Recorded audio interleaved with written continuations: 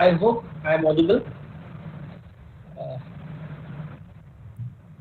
First of all, thank you for the introduction, and I'm very happy to be a part of this workshop organized by the UC. Am I audible?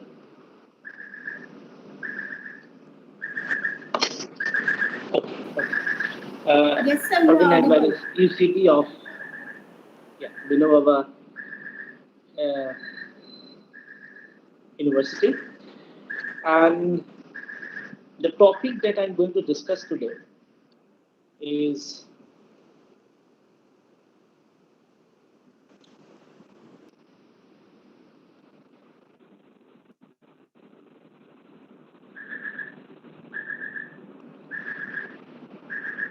is a measure of network functionality based on Laplacian spectrum. So, as the name suggests, we can see that there are two keywords that we have to deal with. One is the network functionality, and the other one is the Laplacian spectrum. Those who are comfortable with the theory of graph, they know that this Laplacian spectrum basically related to a particular matrix of graph known as the Laplacian of the graph. Okay, but what I will do, I will try to give you some brief accounts of the results or some preliminary results of Laplacian. Then we'll try to go into the detail of the measure that is considered for the today's talk. And if you find anything not going in your way, then please stop me and I will explain it to you. Or if you find anything which is not the scope of this particular, should I say, the course of this workshop, then I should skip that part. Okay, and basically my talk will be divided in three parts. First, I will try to introduce few basic idea of the network, especially the complex network. Then I will try to explain few of the results uh, associated with Laplacian spectra and the network criticality. And in the later part, we will see that how this measure is effectively used by some other researchers uh, citing our work in cybersecurity and other issues related to AI. So that is my, uh, you can say, course of this or the flow of this talk. So the outline of the talk will be like abstract, then there will be some introduction, as I have already told you, then preliminaries and intercriticality, and the novel measure that is introduced by us, and some application of that measure will be reviewed. And some future course of future course of direction will also be discussed uh, during the what you can say is the concluding part of this talk. So as you all know, with the growing appreciation of complex networks, models of various systems like water supply, energy, communication and transportation, the techniques of network analysis have come to play an important role in the representation and in understanding of the structure of complex network. By complex network, I mean that, as the name suggests, it is something which is complex in nature. It may be evolving in time. Sometimes the network is not regular. In fact, it is not regular in most of the time. That's why we call it a complex network. And the dimension or the topology of the network is also changing over time. So these are some very, what you can say is, these are some very prominent features of complex network. I hope at least some of you are aware of this complex network. At least you have heard about this. So the abstract goes like this. Historically, the study of networks has been mainly the domain of branch of mathematics called graph theory. But in last decades or so, we have witnessed uh, a new movement of interest or research in the study of networks, considering the networks as a complex system. As I have already told you, complex networks are nothing but these are networks which are irregular, complex, and dynamically evolving in time. And network criticality is a measure that is introduced by Lawson Garcia and Chisholm to measure the network robustness, which is derived from the probabilistic definition of betweenness. The objective of this talk is threefold. First, we'll discuss some preliminaries of graph Laplacian, few known results on network criticality. Second, we discuss a new measure of network functionality. Then we highlight some applications and future directions. And if you find my voice is not audible, so please stop me because it will not be possible for me to figure it out. Okay, please. At any moment of time, if you find my voice to be not audible, then please stop me there. Okay. Okay. Thank you. So, before going into the introduction, what I should say is that I want to basically highlight two papers, two seminal papers, which were published in the year 1998.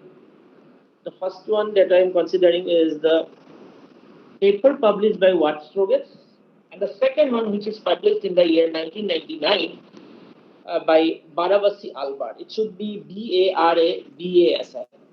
There is a mistake here. Okay. And you can see the number of citations that these papers have received over the years. So that speaks for the amount of work that has been done and that is going on this particular topic. Why this topic is attracting so many researchers? Because of its dimension.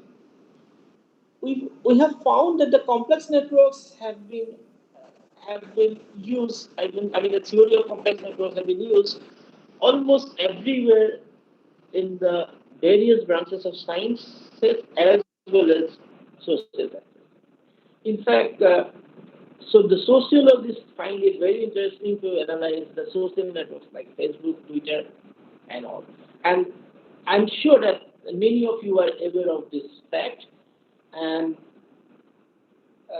we will try to deal with the network theory that will help to understand the function and evolution of complex networks. So it is not possible for me to deal with all the properties and functions which are useful in the theory of complex networks, obviously, for this small period of time. So what I will try to give you a glimpse of that. So let us start the discussion with some examples. So this is our very own internet, the World Wide Web, we can also call it, and that can be modeled using complex networks. This is status communication network. The next one is contagion tuberculosis network. So you can see I am citing the papers from where I am taking this particular figure. So if you are interested, you can go through that particular paper and you will find the detail of this, how this network is constructed. So basically, these nodes are selected. By node, I mean from the theory of graph, these are nothing but the vertices. Okay, so the vertices will be replaced by nodes in the theory of networks, and edges will be termed as links. These words are synonymously used. No issue on that. Okay, and this is the metabolic network, protein interaction network. Then we have Airport Network of India. So this figure is taken from one of our paper. And last this figure maybe I have taken this figure from the paper of Newman, where the various structure of complex networks have been discussed. There,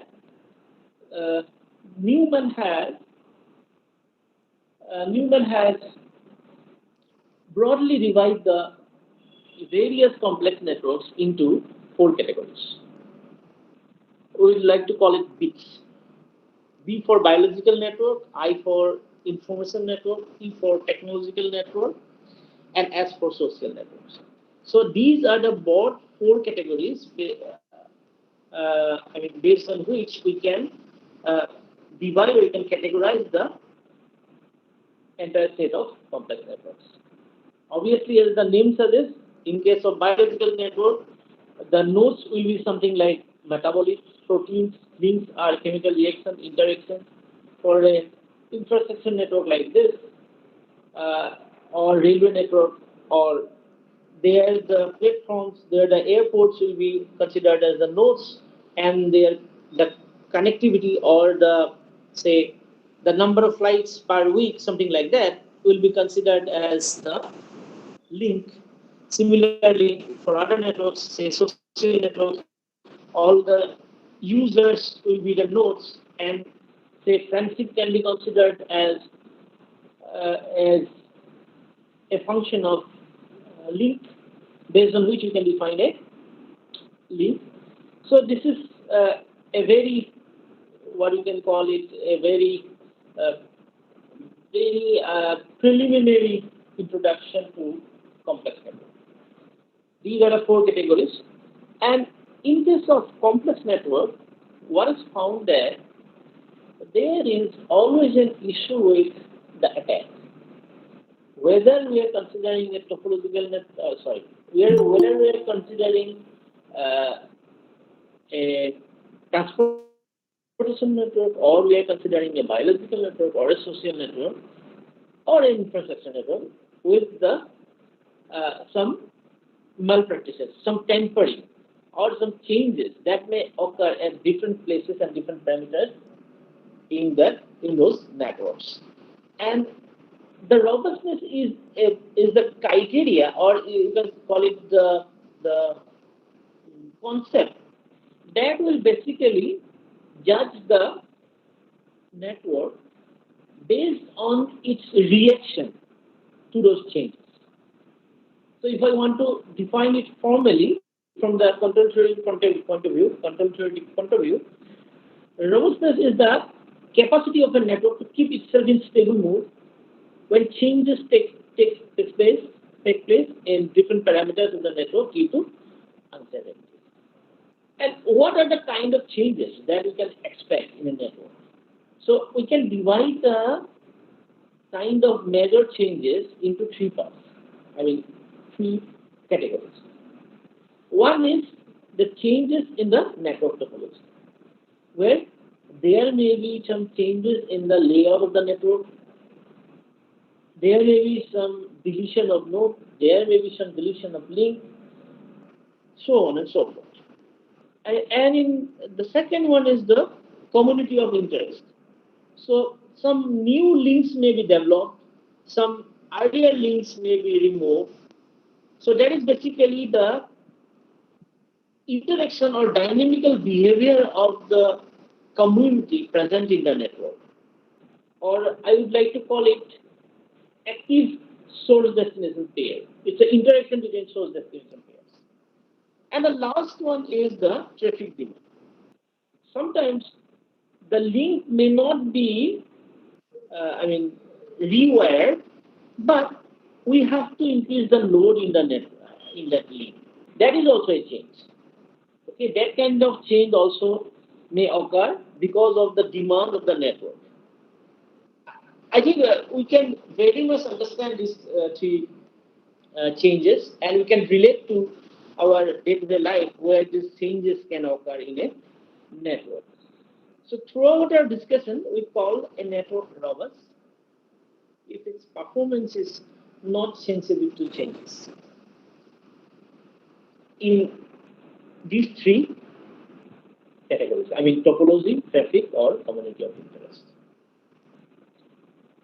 Okay. Now let us go to the measure that we are going to use in the to define our measure, that is the network criticality. So notion of network criticality was first proposed by, as I have already told you, by Tisdam and Leon Garcia in 2008. So it is a robustness metric to capture the effect of the changes, such as traffic variation and topology of changes in the networks. So here you can see that the the main point that you have to be very sure about is that this measure is a global measure. That means for a network we will have only one value of network criticality. And as the name suggests, if we have higher criticality, the network will be less robust. That is for sure. Right? That's why this is called network criticality. How critical is the network? This parameter will basically determine how critical is the network or how vulnerable is the network, if I want to call it in from the network scientist point of view, how vulnerable is the network to various changes. Okay, so if we have less value of network criticality, then better will be for the robustness. And a network is basically, as I have already told you again, the nodes are some places, some persons, some proteins, and the reactions are, or the interactions are the link. So in that way, we can always model a network using weighted graph.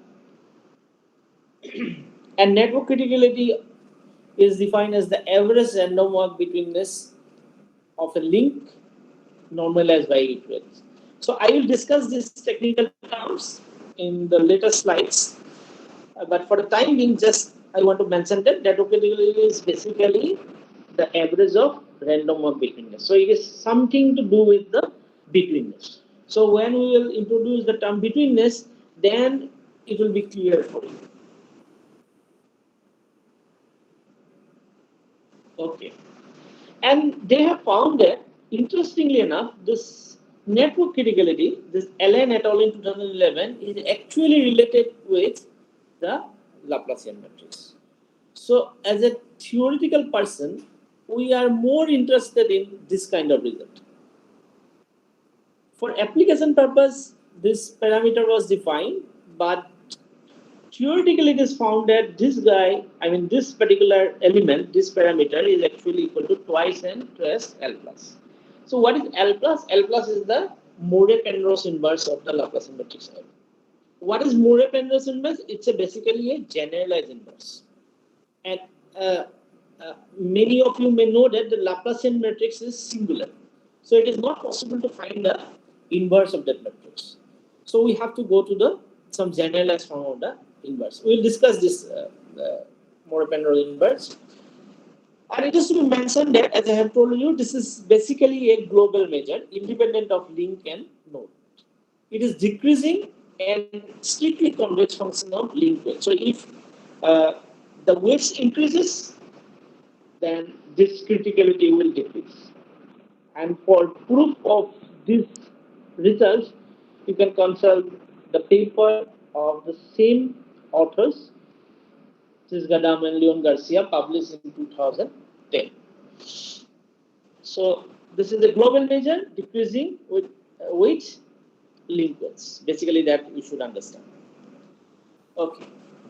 Now, what is Laplacian of a graph? So some of you may be very comfortable with this, but as I am told that all the persons are from, not from graph theoretic background or from different background. That's why I want to give you some basic idea of the matrix. So Laplacian is basically a square matrix where diagonalities will be the degree of the vertices. So what I mean by degree of a vertex? Degree of a vertex is basically the number of edges attached to the vertex.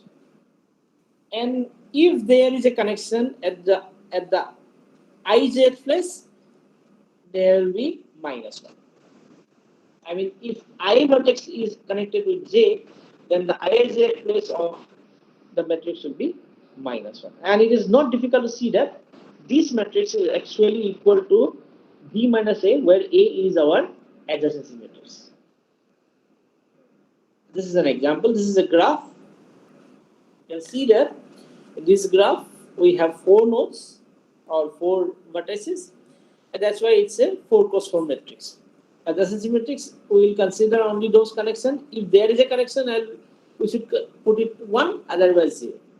And you can see in the degree matrix, the diagonal entries are considered to be the degree of the vertex.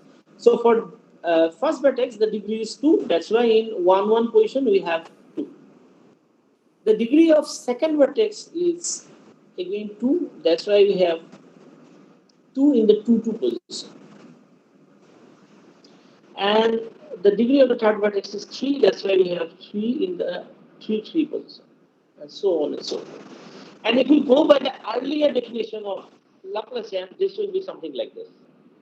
Uh, N will be a 4 cross 4 matrix with entries like 2, minus 1, minus 1, minus 1, 2, minus 1, something like that. And it is not very difficult to see that if we construct the d minus 1, if we compute the d minus 1, that will be equal to the Laplace. Also, if we observe this matrix, this L matrix, there you may find that sum of each row is equal to 0. This is not surprising, in fact, or this is not a special case, in fact. This is true in general. Why? You see, in a row, you have all those ones corresponding to some, in case of rows of adjacency matrix, you will have ones against every edge. So, if we sum up the rows of Laplacian, that will be equal to 0. So each row of the Laplacian will be equal to 0. From this, what we can conclude is that 0 is an eigenvalue. Most of you may be aware of the fact that if sum of each row is equal to some fixed quantity, say k, then k will be an eigenvalue of the matrix. So from that, what you can say is that 0 is an eigenvalue of the matrix L. And as 0 is an eigenvalue, obviously the determinant will be 0, so the matrix is singular. So Laplacian matrix is a matrix which is always singular. We should keep that in mind. And if we have a weighted network or weighted graph, what will be the changes? So in place of 1 in the adjacency matrix, we will basically put the weight. So you can see that in place of the link, there is some weight that is assigned there, and that weight is reflected in the position. So let me consider a position I, say 1 5. 1 5 in L, if you can see, that is minus 2 because of the weight. Okay. If we have an unweighted graph like this, I would have minus 1 here. But again, that property of uh, each row equal to 0 prevails here.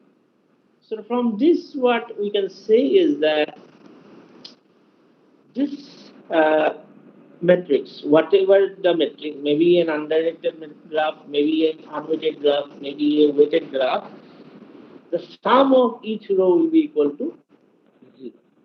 So that is the takeaway. And here I would like to stop for a few minutes and try to evaluate some other properties of this matrix. Do you have any queries up to this? You can ask. So I would like to stop a few seconds here, pause a few seconds, and I want to go to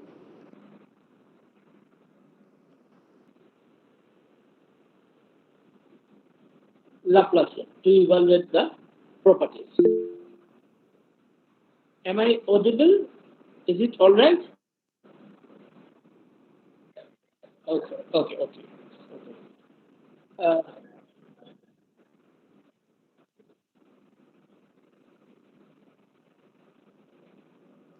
so now I am sharing my screen with a board. Can you see my board here?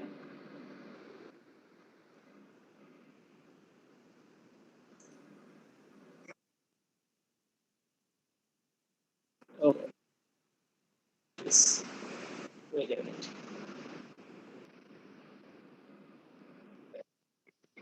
Okay, okay. Yeah.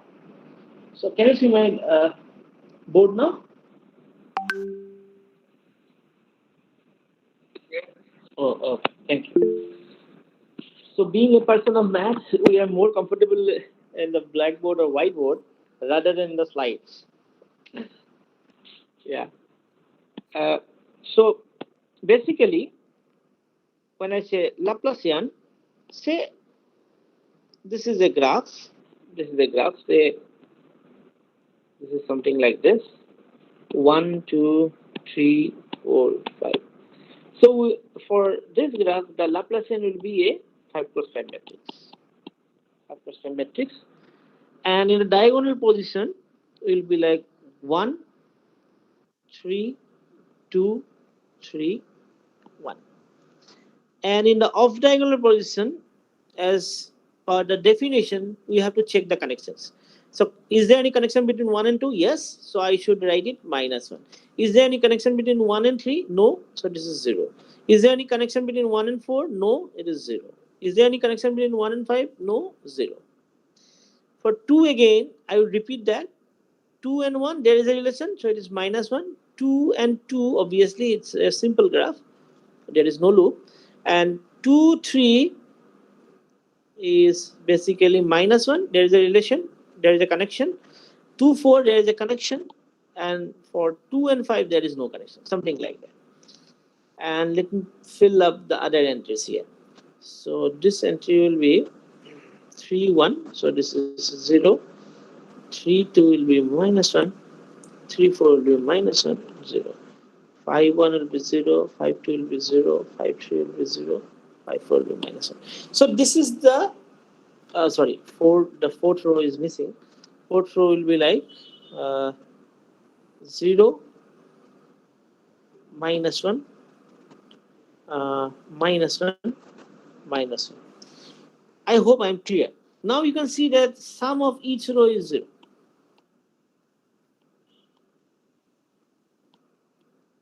So 0 is an eigenvalue. Right? Okay. And also, there is another vital property of L that we can explore here with the help of oriented oriented incidence matrix.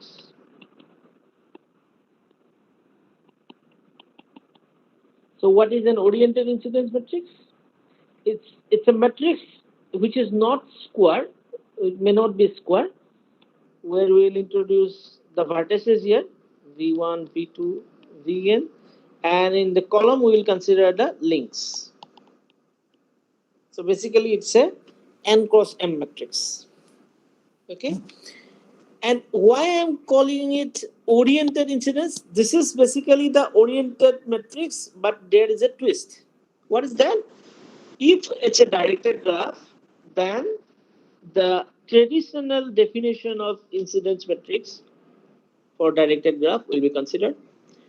If the graph is undirected, we have to assign some orientation to the graph. For this graph, I can assign some orientation. Say this is the direction, that is the direction, that may be the direction of your choice. That choice is yours. You can choose any direction. You can orient the edges whatever way you like. And ultimately, you will have a matrix like this where for a particular edge, say this is your first edge, E1, say this is your second edge, E2. For edge 1, say E1, what I'll have? I will have two vertex. One that is 2, which is the starting vertex. I will put 1 here. And what is the end vertex? Terminal vertex is 1. So I will put -1 there. And for rest of the vertices, I would have 0. So you can see that in each column, I will have one entry equal to 1, the other entry will be equal to -1. Again, if I go to this, say this is my E4, 3, 4, 3, 4 link. So in E4, what I'll have? I will have the 3, 4 entry to be 1 and the 4, 4 entry to be equal to -1, rest of the entries will be 0. Okay, this is a very special matrix. And why I am defining this, or why this particular matrix is considered? Because if I call this matrix to be Q, then L is found to be equal to Q transpose. L is found to be Q transpose. So that is a very interesting result, that we can relate this oriented matrix with the Laplacian matrix in this way. Now, why this is so important? Because this will lead to something like this. So now if I consider for any non-zero vector x, what I will have? I will have x transpose Lx to be equal to x transpose Q transpose x, which is equal to norm of Q transpose x whole square. So this is positive. And from this, what you can call is that L is a semi-positive definite. So this matrix is semi-positive definite because this result is true for any non-zero x. In fact, for x equal to 0, we will simply have equal to 0. No issue. But we are considering only the non-trivial case. But if we have a semi-positive definite matrix, what can you say about the eigenvalues? So the eigenvalues of L, all the eigenvalues will be greater than equal to 0. So eigenvalues are non-negative. The eigenvalues of L are non-negative because of the fact that it's a semi-positive definite matrix. Right. Now, what we have understood from the definition and from the earlier result is that L is a symmetric matrix which is real, and eigenvalues are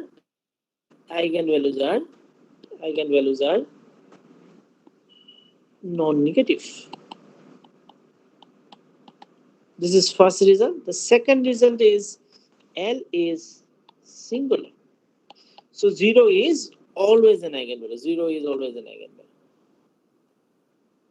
0 is always an eigenvalue.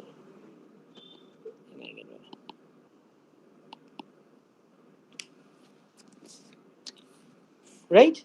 From this, what we can conclude is that if mu1, mu2, up to mu1 are eigenvalues, are eigenvalues of L, then I can write them in this form. Sorry.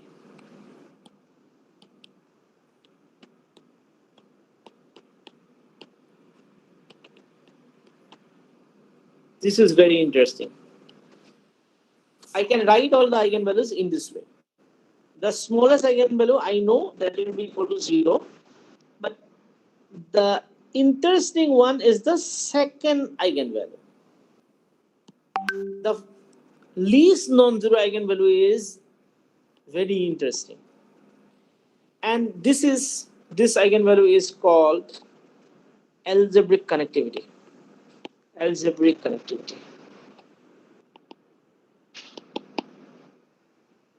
Okay.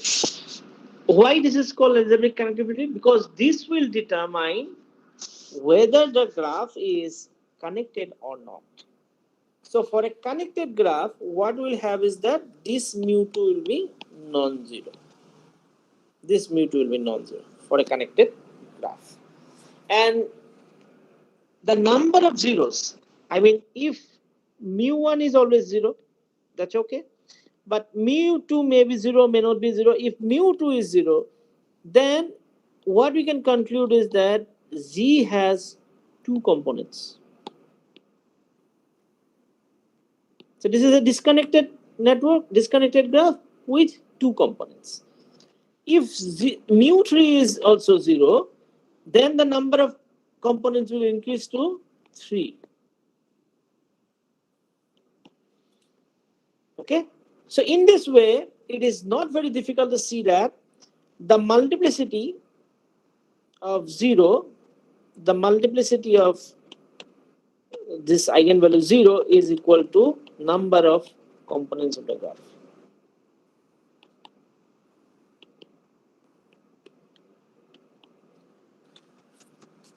And how can you show this? We can. This is not very difficult. Let me give you some hint. Is that, as we know that 0 is an eigenvalue, what is the eigenvector? The eigenvector is basically all entries equal to 1. Okay. Why? If I multiply L by U, there is something like summing of the rows. Sum of the first row, sum of the second row, something like the entries will be like this. Because the first row will be multiplied with this U, and I'll have this sum of first row. And I know that each row will be 0. Sum of each row will be 0. So 0 corresponding to the eigenvalue 0, the eigenvector is 1, 1, 1. Now, from the idea of linear algebra, what we can say is that if I want to get an eigenvalue different from 0, our idea is has to the idea is to choose an eigenvector which is non-parallel to u. So if we consider a vector which is dependent on u, something like this cu v, with this v I will definitely get 0 only. So if I want to get a non-zero vector, a non-zero eigenvalue, then I should choose something which is independent of v, linearly independent of v, or rather u. But here is a catch. The catch is that if we choose a linearly independent vector with a vector v linearly independent of u, that may not give you non-zero eigenvalue, because it will be determined by the eigenspace of 0. If the eigenspace of 0 is more than 1, then we will have more number of eigenvalues, eigenvectors, linearly independent eigenvectors. I am not going in detail into this, but just I want to highlight a few things. Like if we compute this, this is nothing but norm of q transpose x squared, and this will be like xi minus xj whole square for all eigenvalues. So this is the result. You can check this result, and you can. This is not very difficult to check that if the graph is connected, then all these xi's are equal. Because you see, I will be say this is the graph 1, 2, 3. Say this is a network 1, 2, 3, 4, 5, 6. So for this is what I'll get x1 equal to x2, and for this is I'll get x2 equal to x3. For this is I'll get x2 equal to x6. Since there is a path between every pair of vertices, being a connected graph, all xi's would be equal. So if we consider the vector, the eigenvector x to be some, say, x1 dot xn, then this will be something like c1, 1, 1. All will be equal to c. So xi's are equal to basically c. Okay, this is the scenario. Right. Now, uh, the next thing that we should know is the inverse. So these are very basic things. Just I am just giving you the highlight. If say lambda is an eigenvalue of L or A, whatever, then lambda inverse will be an eigenvalue of A inverse. We all know this. Okay. Similarly, in case of non-invertible matrix, what will happen? Non-invertible matrix, if we consider the invertible matrix, I mean the singular matrix. Invertible matrix A, there will be some zero eigenvalues. Obviously, for corresponding to this zero, I cannot have an eigenvalue. Okay, so in case of any generalized inverse, say like Moore-Penrose inverse, we will consider only the non-zero eigenvalues to compute the eigenvalues of the inverse, and the rest of the eigenvalues will be zero itself, not its inverse. That is the scenario from the singular value decomposition. Okay, we'll discuss this when we have when we will encounter the Moore-Penrose inverse. Okay, and I think this will be enough to proceed. Let me check if there is an issue, then we will come back.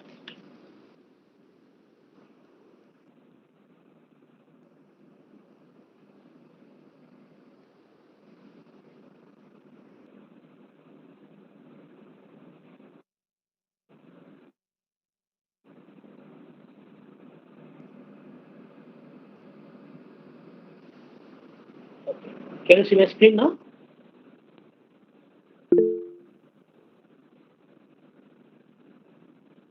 Am I audible? Yeah. Okay. Okay. Okay. Okay. I hope this is clear. Up to now, I think whatever I have, introduced and discussed, these are very basic things. I hope all these things are very clear to you. Now we'll try to figure out. So these are the properties, right? The L is square, symmetric, matrix of order n, where n is the number of vertices of graph. L is singular, where 0 is an eigenvalue. L is semi-positive definite. This is the result that we have discussed already. So these are some basic properties of Laplacian, and we know how we can obtain this and what is the background of all these statements. Okay. Now let me come to the Moore-Penrose inverse. So Moore-Penrose inverse is defined for any matrix. It can be a square matrix, it can be a rectangular matrix.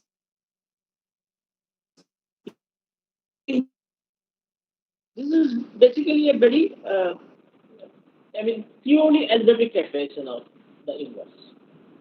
Okay, this is one kind of generalized inverse, and that it is proposed by Penrose in way back in 1956, which is as follows: that if A is a matrix, any matrix, then there is a unique Z that will satisfy this criteria. And if the matrix is invertible, obviously the generalized inverse is equal to the inverse of the matrix. And eigenvalues of A again.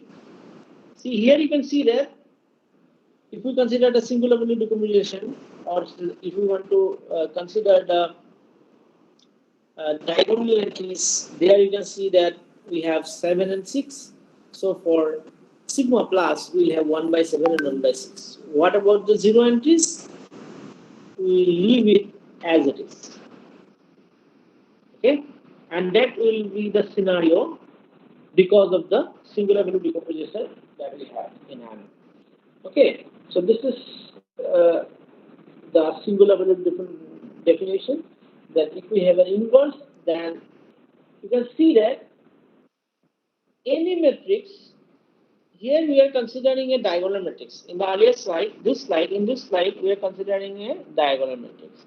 So you may be confused by this formulation, that why this diagonal matrix case is only considered. Because if we are clear with the diagonal case, we will be happy to find the generalized inverse of any matrix because of the FD.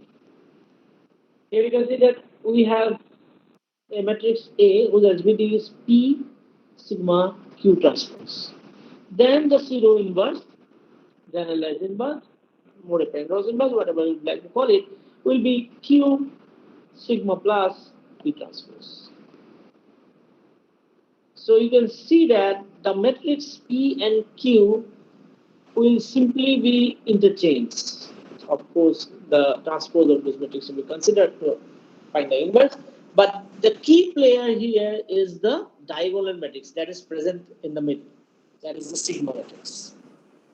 Okay, and now I don't think there is any issue if we consider the trace of this A plus. So what will be the trace of A plus? So trace, we know that trace of a matrix is equal to the sum of the diagonals, and that is basically equal to the sum of diagonals. So in case of A plus or in case of any inverse, what will be the trace? The trace will be the sum of inverse of the eigenvalues, right? So if your A plus is A is non-invertible, singular, then we have to drop all those zero eigenvalues because they are not going to contribute anything to the sum. Otherwise, we will consider all the eigenvalues but their reciprocals. Okay, so that is the test. Now let me go back to the business. I mean, the basics of graphs. Okay, this is. I mean, I don't think there is any need of any introduction. Shortest path is basically the path with minimum number of edges, sequence of minimum number of edges. Okay, and all I want to say is that there is an idea of average shortest path or the maximum diameter of the graph. So that is the basically the maximum shortest path. That is the diameter, largest shortest path. And average shortest path is the sum of all shortest path divided by total number of possible edges. That will be NC2, angle weighted dimension divided by 2. Okay, now we are ready to deal with the network. So in a network, uh, which is different from graph, is that in a network we may assign some kind of importance to the node. I mean, all the nodes in a network may not be equally important, like in graph. So, how can you quantify that? That is a big issue. That is it possible that all the nodes are not equally important? If it is so, how can we quantify them or how can you find out that which node is more important?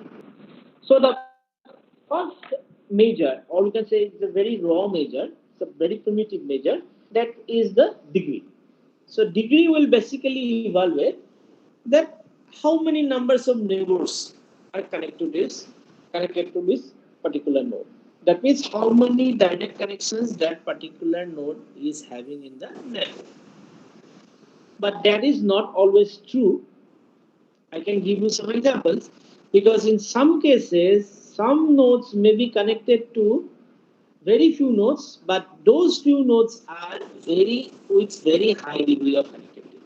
So this is a very primitive way to quantify the importance of a node, but we are still considering it. The other one is the closeness centrality. This will determine that how close is the node to all the nodes. So basically, it will evaluate all the shortest paths for all the pair of all the vertices from a fixed vertex and consider the inverse of the sum of the lengths. That is a closeness centrality of a node. If the node is in a central position, this value will be uh, minimum, sorry, maximum, because then length will be minimum. Okay. See, here we are not considering only length, but the sum of the lengths. So all the nodes has to be taken care. All the nodes have to be taken care. Now we come to the betweenness centrality. This is a very interesting measure. As I have told you, that you can see that in this particular figure, the node I is connected to two subnetworks or two subgraphs, but there may be some nodes in each of the subgraphs which will have many connections. But if we think of only I, we can see that it has only two connections. Only two connections. But from the earlier measures like degree centrality, what we can conclude is that what we should conclude is that this I is not that important.